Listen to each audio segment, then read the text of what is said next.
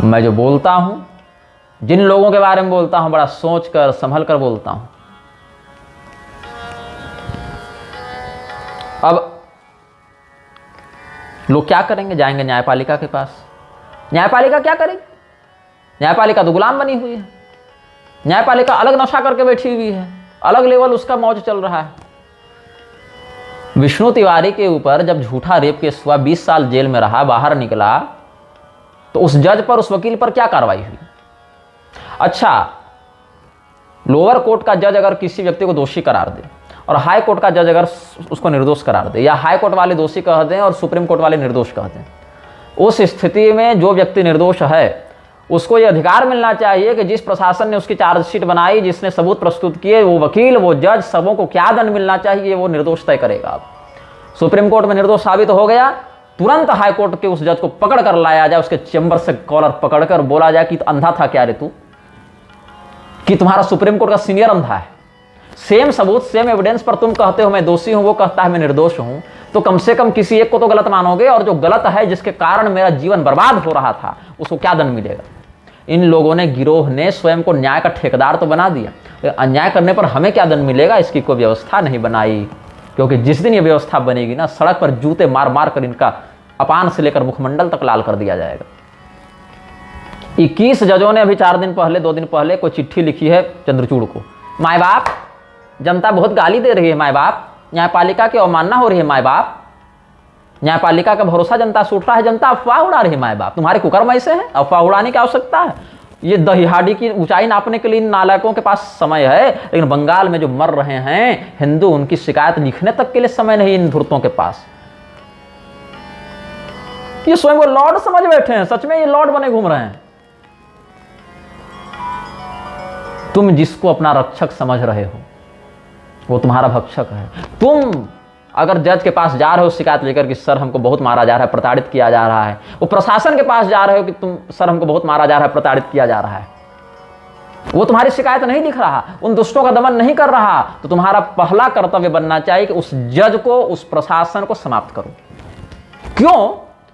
वो तुम्हारी रक्षा तो कर नहीं रहा, वो आतताई, वो आतंकवादी तुमको मारे बिना छोड़ेगा नहीं।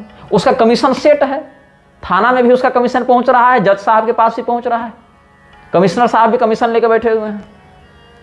तो जिस दिन अगर वो केस रजिस्टर भी होगा तो पॉलिटिकल प्रेशर डालकर यही प्रशासन और न्यायपालिका तुम्हारे विरुद्ध हो जाएगी। उधर से वो आतंकवादी तुम्हें मारेगा और इधर से ये तुम्हें मारेंगे, और ये जो व्यवस्था ये उसी का संरक्षण करेगी। अभी बंगाल में जो 2 दिन पहले वो जो वक्तव्य आया जिसमें कहा जा रहा था कि हिंदुओं सोच समझ के वोट करना, क्योंकि चुनाव के बाद तो हम यहीं रह जाएंगे और सेना चली जाएगी। अभी सुप्रीम कोर्ट की आंखों में तेजाब घुस गया है, अभी संज्ञान नहीं ले पा रहा। चुनाव आयोग मर गया है, कहीं गुदा मैथुन करवा के पड़ा हुआ है क्या? अभी चुनाव आयोग और सुप्रीम कोर्ट को नहीं पता चल रहा है क्या करना है, यहाँ पर, यहाँ संज्ञान लेते नहीं बन रहा है। We will rip you apart बोलने वाला जो न्यायमूर्ति बैठा है, जज, वो मुल्ला है, मुसलमान है। ये मानसिकता नहीं बदलेगी, ये सह अस्तित्व संभव ही नहीं है। ये we will rip you apart तब नहीं बोलते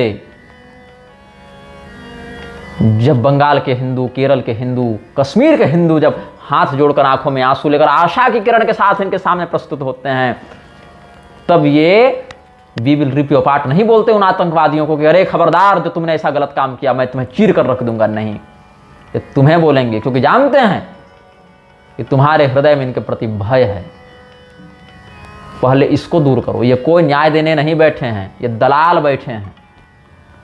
कहीं से तलाक का केस आए तो महिला से सेटिंग हो जाती है, इतनी रातें और एल्युमिनियम में इतना हिस्सा। ये बैठे हैं यहाँ पर। वेश्यालयों के जो दलाल थे ना, कोठों के दलाल, वही सब यहाँ बहाल हो के आ गए हैं। अब इनके बीच में 2-4 कुछ अच्छे अधिकारी फंस जाते हैं, पिस जाते हैं, जिनको पता ही नहीं कि अब क्या करें। गलत तो है, हम घूस नहीं ले रहे, लेकिन सीनियर को इतना पहुंचा देना है तो अब कहां से करें। हम तो इस फैसले में ऐसा लिख रहे थे, लेकिन जज साहब के ऊपर से आदेश आ गया तो अब बदलना पड़ेगा, वो क्या करें। तो ये व्यवस्था, आधी रात को अदालत खोलने के लिए समय है इन दुष्टों के पास, आतंकवादियों के लिए, लेकिन पुकार सुनने के लिए नहीं है समय। तो जिस व्यक्ति का संरक्षण पाकर आतंकवादी प्रस्तुत होते हैं, प्रोत्साहित होते हैं, पहले संरक्षक को मारो, अनुमंता को पहले समाप्त करो, तब जाकर कोई लाभ होगा। और ऐसा नहीं कि ये बहुत दिन के मेहमान हैं, 1-2 पीढ़ी के बाद जब मुसलमान गृह युद्ध करेगा ना, तो पहले यही लोगों को निपटाएगा, पहले उसी पर कब्जा करेगा, वहां पर अपने लोग और पुष्ट करके बैठाएगा। तो निर्दोष व्यक्ति को न्यायपालिका जो दंड देती है, अगर ऊपर की अदालत उसको निर्दोष साबित करती है, फिर तो नीचे वाले जज को क्या दंड मिलेगा ये वो स्वयं तय करेगा। जो दंड उसने इसके लिए लिखा था वही दंड इसको दिया जाए। मृत्युदंड तो मृत्युदंड, उम्र कैद तो उम्र कैद, 1 महीना जेल तो 1 महीना जेल, बात खत्म। जनता कंटेम्प्ट ऑफ सिटीजन लगाओ, वो नहीं हो रहा है। टैक्स पेयर के पैसे से 400 खालिस्तानी तलवार लेकर कूद पड़े तो तुम्हारे बाप की कुंडलिनी फट गई। ये होता है, ऐसे काम करवाया जाता है। सरकार काम करने नहीं बैठी है, तुम्हारा विकास करने को नहीं बैठा है। अगर तुम चाहते हो तुम्हारे अनुकूल कार्य हो तो खड़ग हंसते न दुर्जन, दुर्जन खड़ग की भाषा समझता है, हाथ जोड़ने की भाषा नहीं समझता। सरकार ने आतंकवादियों पर सामूहिक गोली कब चलाई? आखिरी बार सामूहिक गोली कब चलाई गई थी आतंकवादियों पर? पता नहीं। यहां तो कश्मीर में जब गोली चली थी, मनमोहन की सरकार थी या किसकी, तो कोर्ट मार्शल कर दिया लोगों का। अब उसके बाद जब भाजपा की सरकार आई तब प्रत्यक्ष गोली नहीं चली है आतंकवादियों पर उस प्रकार से। बस कानून पर कानून, कानून पर कानून, कानून पर कानून, ऐसे दांव पे फंसा और विश्वास जीतने में लगे रहो मुसलमानों का। अभी भी विश्वास ही जीतने में लगे हुए हैं ये लोग। कैंपेन, और तुम सूची मिलाकर देख लो अनुदानों की कि कितने फंड कहां कहां जा रहे हैं। मंदिरों में तुम दान दे रहे हो, वो मंदिर कहां पर जा रहे हैं, कैसे लिए जा रहे हैं। जो विपक्ष में रहता है वो कानून का विरोध करता है, और जब वही सत्ता में आ जाता है तो उसी कानून के आधार पर फिर कमीशनबाजी में लग जाता है।